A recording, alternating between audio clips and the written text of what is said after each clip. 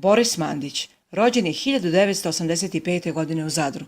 Diplomirao je na Fakultetu političkih nauka u Beogradu, a na istom fakultetu završio i master studije 2010. godine. Živi i radi u Beogradu, u Rakovici.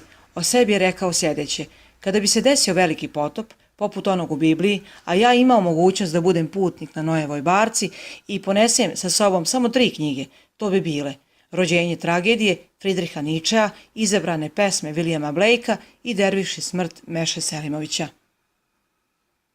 Apokalipsa danas.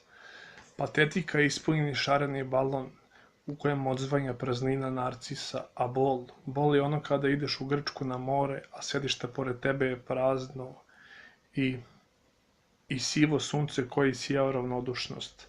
Ti si sav moj bol, kaže mrtvi Milan Mladenović. Jebi ga, Milane, mene tvoja pesma zaobišla jer prepodoh u crnu rupu, tek malo ispod vremena gde buljaju živi, a ja više nisam živ, do duše nisam ni mrtav, tako reći, nego samo mali ostatak krhotina sećanja na ono kada smo šetali, znaš već kuda, u nadi da šetnji neće biti kraja i da ćemo barem još 231 godinu gore dole jesti krafne sa čokoladnim prelivom u 6 varijacija, pa sedamo stepenice neke anonimne zgrade i čuvar nam iznosi stolice, ali ne želi podeliti sa nama naš svet.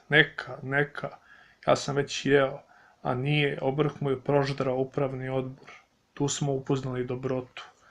Ribe više ne pevaju, a i kako će kada nikada i nisu. Mislim, to je valjda nemoguće, a nama nije smetala ta činjenica da ih slušamo zajedno, sedeći na klupi, gde nas je prijatna tišina grlila. Sada već hodam po zlatnoj reci iz onog Gopolinog filma, kako se zove, kada mu Godar šapući na uvo, usporio je. Lebdi na fluidu melanholije boje smiraja, gde sunce se polako gasi. Samo opijumska izmaglica i flaša vina, dok u pozadini svira Mississippi jazz. Lagano klizim prema mestu spasa, gde nije moguće izreći tvoje ime.